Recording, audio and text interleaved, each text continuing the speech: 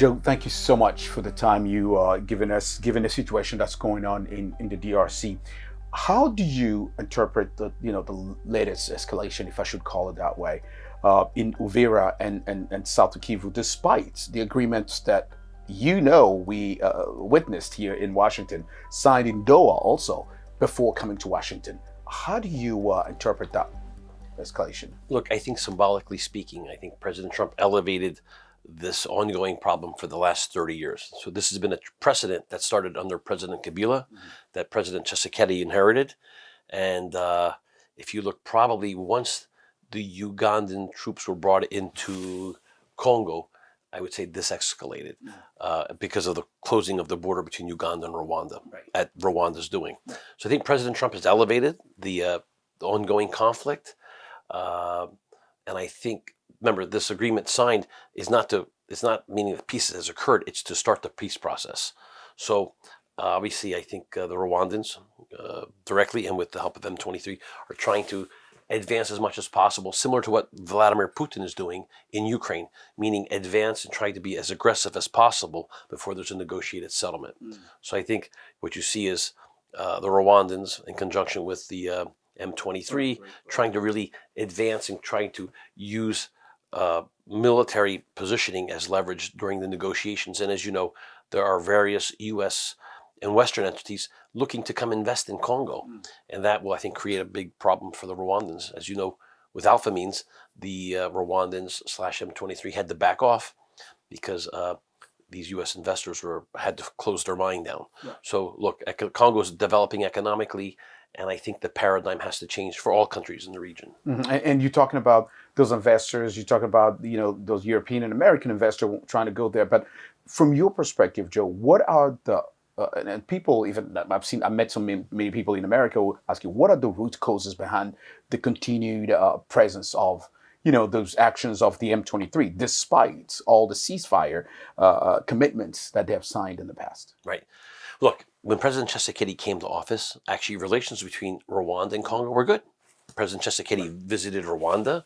He was engaged with all his neighbors, and there was positivity. You have to understand that whether it's Laurent Kabila or Joseph Kabila, they owe their coming to power to Uganda and to Rwanda. So there was kind of an allegiance and an obligation in previous administrations because, as you know, Mobutu was chased out, and the Ugandans and Rwandans were very instrumental.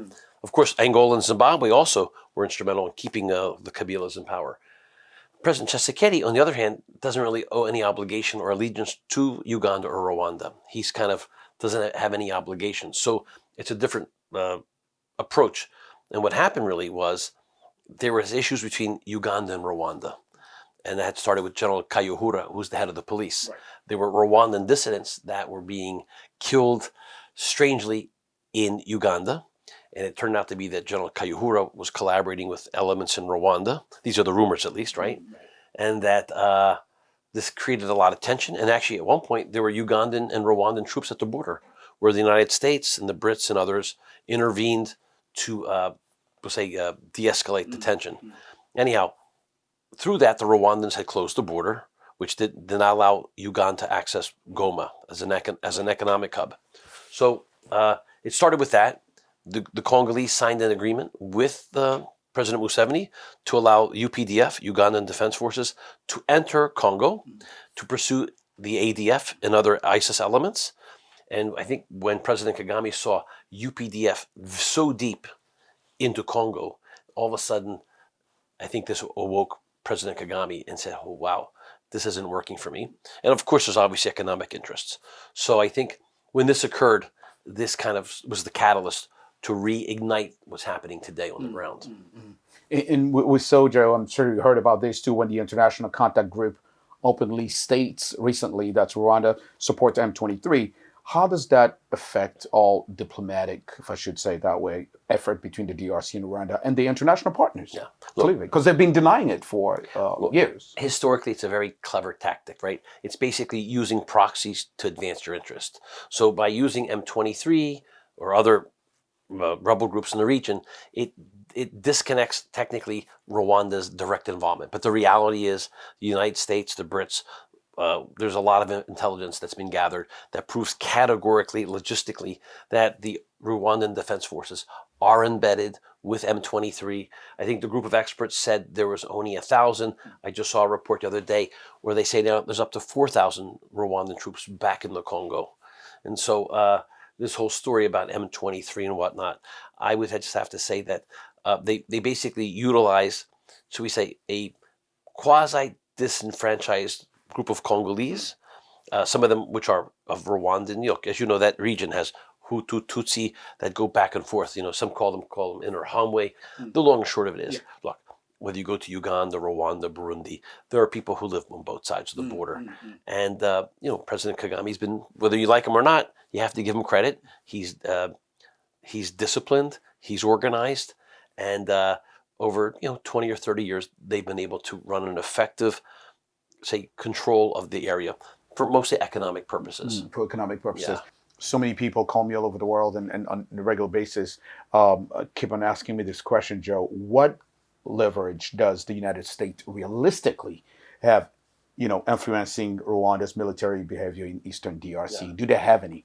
Look, the reality is the United States has tremendous amounts of leverage over, should we say, the Great Lakes as a whole.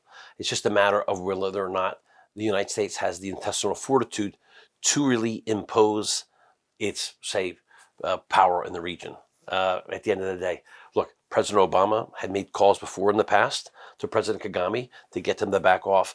The same can be done with the Trump administration. Now, Trump has barely been in office a year. It'll be sometime in January that they've had a year. I think what President Trump has done in 1 year in Africa, most administrations don't do in the course of 4 years. So I think they're ramping up. I think the elevating of this conflict to the White House level, at the presidential level, really now will create, should we say, direct accountability. So the agreement was just signed. The Rwandans are clearly in direct violation. I've met with people in Congress, the National Security Council.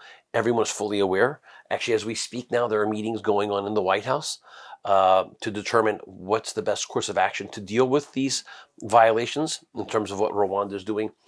And like I said, if the United States wishes to, it can make life very, very difficult for anyone in the region, if they like, particularly Rwanda, who heavily depends on U.S. assistance. Jared, after the ICG message, I posted it all over social media, and I had, again, some of our listeners saying that, oh yeah, they always say something like this. They always say they're going to stop this, but nothing stops. What do you think previous international innovations have failed to stop that reoccurring violence in the eastern part of Congo? Look, for 30 years, there's been a precedent, right? When President Kabila was in power, there was kind of an agreement, right? Let's be frank, that the East kind of, I'm not saying was dictated, but would say that Uganda and Rwanda play significant roles in its economic and security.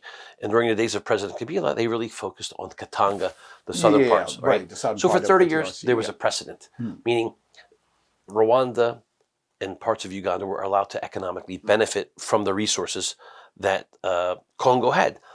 Some of it legitimately, and a good bit of it through smuggling of coltan, tantalum. So there was kind of a live and let live approach. As I told you, particularly Laurent Kabila and Joseph to some degree, their tenures were based on really the support from Uganda and Rwanda, right? In terms of security in the region. President Tshisekedi doesn't have that obligation, right? There was an election, he won, there was a coalition between he and President Kabila to take power. So the obligation to Rwanda is not the same. I mean, historically, it's changed. And of course, the world economies are changing. They're becoming more dynamic. And if you look at the recent incident, really, in Walikale, where Alpha Mines, a U.S. company that mines 8 to 10% of the world's tin, when that mine was shut down, the Trump administration was explicitly involved in telling Rwanda and M23 to back out of the area.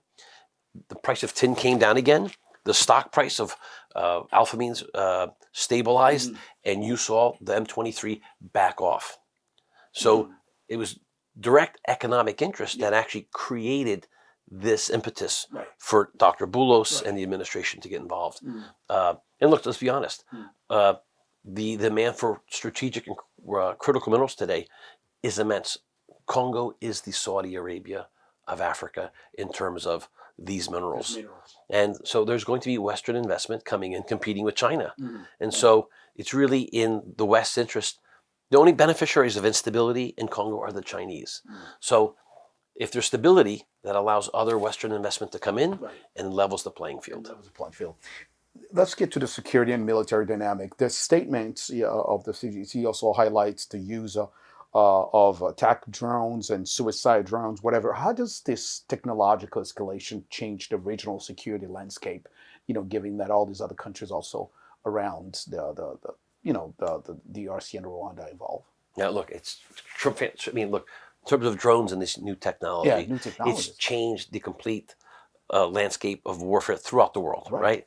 So in the past, Western countries used large, expensive platforms, right, which benefited large defense companies, whether they were U.S., French, or British.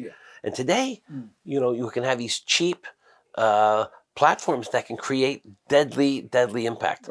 So it's really now what it's allowed. It's allowed democracy in on the battlefield, meaning the underdog can now compete with the so-called designated So there's brought a lot of parity onto the playing to the battlefield. Joe, what concrete steps in your opinion should be taken to guarantee Rwanda's withdrawal as demanded by the resolution that they have to withdraw from that? What do you think the concrete steps should be taken? I think in your opinion, the U.S. has to. I think the United States has to come in and bring in ISR assets. When I mean ISR assets, that means we have to bring in satellite technology and also drones to come and monitor communications and movement on the battlefield. Hold those who are accountable. Look, for the Rwandans, I think they're having a difficult time. But the reality, at this moment, is like he say, she say, he say, he say. But if we fly assets in the area with ourselves and the allies, I can assure you, you can categorically see who's moving what where. And the United States is currently doing that right now. As we speak, there are satellite assets being deployed, reporting on the situation. Look, there has to be a new paradigm in the region, right? Look, war and instability allowed for the looting of resources from Congo, right? You had a genocide, right? Just like you had in World War II with the Jews, you had a major genocide of the Bantu population in Congo. It's a modern day genocide, which no one talks about, right? All because of really economic exploitation. So there's two ways to approach the exploitation. Continue to have instability, right, which benefits China, or do you find a way that you have regional economic integration, meaning that, listen, things do work in Rwanda, right? So the reality is, if you're developing various mineral assets in Congo, look, Rwanda has some good infrastructure. We can't deny completely that the Rwandans are effective. I mean, you go there; it's a very clean place. They've done well, but the idea is, if they were to spend less money on guns and more money on building roads and infrastructure, I think you'd see the entire region flourish. You look at Goma. I mean, it's a city that runs on its own, and it's all based on business. So I think there's a lot of opportunity, but I think they've got to change the mentality that guns are the way to exploit. It should be building roads, bridges, infrastructure, banking. And I think over time, Rwanda, Uganda, Burundi, Congo will all benefit economically. But the model of using violence for 30 years, that's not going to work anymore. It's not working anymore. And we, getting back, you and I were talking before this interview on the agreement here in Washington. Why are the Washington Agreement of December 4th that you and I witnessed again, and the Doha one, the declaration, not producing the experts' stability on the ground? Because what we've learned as the agreement was being signed, there were people being killed. In the Eastern I have to say, look, I like the Qataris, but I think, to be frank, the ball was dropped in Doha, frankly. I think, as much as I understand the Qataris want to be perceived and being involved with regional peace, I think we should have rolled M23 into the bilateral talks in Washington, so it would have been one package deal versus having two different agreements. Somebody mentioned that, why M23 was not involved in it. And I'm not too sure really why. I know the Qataris have interest in Congo and Rwanda economically. They obviously have the means and are trusted, and they're very involved in other parts of Africa. But for whatever reason, and I don't have the answer, I think probably in hindsight, right, it probably would have been better to have included the M23 in the agreements in Washington to hold them more accountable. Mm-hmm. So and I have to go back and study this a little bit, but the reality is that I think that may have been a blunder because they really are, proxies for Rwanda. Right. And to hear what you said before and now, it sounds like you believe in monitoring somehow and enforcing the mechanism with the Doha and Washington agreement, right? That's Correct. very important to see that. We can't talk about this part, the situation happening in this part of of Africa without mentioning the humanitarian, and civilian protection. So the ICG again calls for unconditional humanitarian access. What are the barriers right now that you heard of preventing humanitarian organization from reaching effective? Yeah, look, and I heard Burundi closed the border, right? Yeah. Look, the bottom line is there's literally raping, pillaging, and plundering of that entire area by M23. I think it would be very difficult and very dangerous for a lot of NGO groups to come in there and try to stabilize. I mean, as you know, the UN pulled out of the area. The Italian ambassador, as you know, several years ago was killed. Yes. So, like I said, if an ambassador can be killed on the front lines, imagine what can happen to someone working in humanitarian efforts. So, I think it's going to be very difficult to. And there's, like I said, there's issues of starvation, access to water, medical care. So it's pretty serious. Pretty serious. How might this renewed conflict impact stability again in the Great Lakes region, especially given that Uvira, as you're telling me before, it's close to the Katanga, and Uvira is close to Burundi as well, right. and Burundian are not happy at all, knowing that it's close to at the door of Burundi. So when you look at the whole issue of Uvira, right, there's several reasons for it. So the Rwandans support a group called the Red Tabarna, I forget how you pronounce it. Yeah. They're obviously in opposition to the government of Burundi, right? So they support those rebel groups within M23. So positioning themselves. See why that's dangerous for them, right? So and what you do is, remember, the Burundians had a joint agreement to co-work with the Congolese in that area, right? So there were Burundian and Congolese troops working in the area. And by coming into Uvira, you split the supply lines. So now you've got Burundian troops on one side of the border and other Burundian troops, not saying trapped, but the cut off from the other part. So from a logistics point of view, it's a very smart move. And it allows Red Tabara to operate within Uvira to target Bujumbura. From there, you would go, obviously, this is a playbook that Laurent Kabila did. You go to Kalimi and from there to Katanga. I don't think the United States would support the proactive overthrow of a democratically elected government by a neighboring country. I don't think Angola probably would like it, even Zimbabwe and some others. So smart, right? You come to a point now where if you tamper with the sovereignty of Congo, are you now saying it's okay to tamper with the sovereignty of Rwanda or Uganda? Look, there's elections in Uganda. Look, the Ugandans have not been seen, right? They're quiet. Yeah, they're being quiet. They've stayed out. Right. President Museveni's actively campaigning, which says a lot. Right. So the bottom line is, I think there's a lot of interest by companies to come invest. And I think that these recent moves by M23 really undermine their own legitimacy, meaning as people want to come and invest, they're going to be seen as the obstacles. As you know, you have a Alliance Fleuve du Congo, which is run by Cornelius Nangaa, who is sanctioned by the United States for corruption and for terrorism. Same thing, proxies for other people.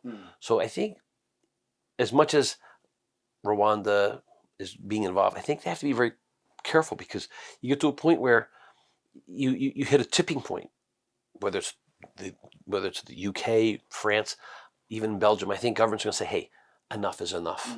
And so the question is, President Kagame is no fool. He's going to push the limits. But I think at some point they may overplay their hand. And there could be backlash. So, look, the reality is it's sort of like what's going on with Ukraine and Russia. Right. There's a lot of stuff. And the question is, what's the end goal? That's the main question. What would you, if you had to, and I know you know so many government in Africa in general, but if you had wanted to advise the Congolese government about this situation, what would you tell them? Look, I think President Tshisekedi had a fantastic visit with President Trump. I can tell you personally, and I talked to people who are very close to the president, President Trump, that the interaction between President Trump and President Tshisekedi was exceeded everyone's expectations. There was great chemistry, and with President Trump, personality goes a long way. And if he likes you, he'll make the extra effort to make things work. So I think in that sense, there was a tremendous amount of goodwill. If I were President Tshisekedi, I would once again to encourage him to continue to promote investment opportunities, particularly on the mining and energy sectors, from obviously American, Canadian, British, French, Australian companies, even, as you know, countries from the Gulf are looking to invest in that. So that's critical. And I would engage with all the neighbors. And then I'm sure there's probably going to be some kind of back channeling, talking to Uganda and Rwanda behind the scenes. But the reality is, if there's too much damage, they may corner President Tshisekedi. And let's be honest, there's 110 million people in Congo. Yeah. Rwanda has, 13, 14 million people. There's a huge difference. So, like I said, the pendulum swings always to the extremes. Right. So the question is, when that pendulum snaps back, what does that mean for Rwanda long term? I think both countries can work and find a way to coexist, but it's got to be done with balance. And like I said, the paradigm has to change. 30 years of genocide, violence, and looting of the country. There's a smarter way to do it. And you're talking about those both country coexisting. You talk about these investors, from Canada, from the U.S. In your view, what can attract Americans or those other international business, people in the DRC and in Rwanda? And what do you think can hold them off? Well, look, in terms of mining or just development of resources, it's incredible what the region holds, right? If you go in the east, which is of interest to Rwanda, you've got coltan, tantalum, tin, the 3 Ts. You've got niobium, copper, cobalt, germanium. The list goes on. Congo now, if you look between just Congo and Angola, right? The Angolans and the Congolese have worked out an agreement now. The Congolese will probably be producing 600,000 to 800,000 barrels of oil in the next 5 years. Imagine, Angola produces 2 million. Congo will produce anywhere from 600,000 to 800,000 barrels of onshore and oil. So and then you've got Lake Tanganyika, and then you have up along Uganda, the lakes there. Right. So in terms of oil, energy, you've got if they ever build the dam there. Down there, that's right. So the opportunity is, there's a tremendous amount of opportunity. But I think until there's stability, you will not find, remember, capital is like water. Remember, money chooses the path of least resistance, right? Money goes where there's no resistance. So if you're going to invest in Congo and there's instability, right? An investor will say, look, I'll go here instead of Congo because my money's safer. And like I said, the beneficiaries of instability, and I know it's easy to bash China, but the Chinese are willing to go in, tough it out. Look, you just saw in Congo 2 weeks ago, 10 or 12 other people were killed. Yeah, exactly. They continue on. So the bottom line is, somebody's profiting out of that. Instability is benefits China. Yeah. Stability and peace in the region benefits the West. So it's in the U.S. and British and Canadian and French interest, Belgian interest, to see that there's stability in Congo. So those resources can be not only exploited, but developed regionally. And keep that whole area safe. My last questions, what long-term solutions do you propose to finally break the cycle of violence? We talked through it, but I want you to have a last word on that, to break the cycle of violence and foreign interference in Eastern DRC for good. Look, I think the United States with our allies, the Canadians, the Brits, the French, I think if we put a fusion team together, like a fusion center, which had been done in the past to really monitor. Remember, there was issues before with Rwanda, and the South Africans were brought in, remember? And there was a lot of tanks and other things destroyed. I think if the United States was more proactive in surveillance of what was going on, and were to expose the violation, whether it's from the Congolese side or the Rwandan side, expose those people, and then start putting sanctions on. And I think it's the only way. So it means if the Rwandans are doing it, then you sanction them. And then maybe the United States, like I said, has to be a little more proactive in training the Congolese at the end of the day. So at the end of the day, it's accountability. President Reagan had said once, trust but verify. And I think that's President Tshisekedi's position. I trust the process, but we need to verify. And I think the way of verifying is by bringing in, whether it's French, U.S., British, surveillance capacities to come in and really surveil real time. And when there's a violation, whether it's Secretary Rubio or President Trump or J.D. Vance, that they get involved and really pick up the phone and say, hey, enough's enough. And I think, like I said, the United States carries a pretty big stick. And Africa, for a while, has been put on the back burner. But I think in light of where we have to be in the future in terms of access to minerals and development, Africa is the future. I mean, they are the next Asian tigers, but that's only going to happen with stability.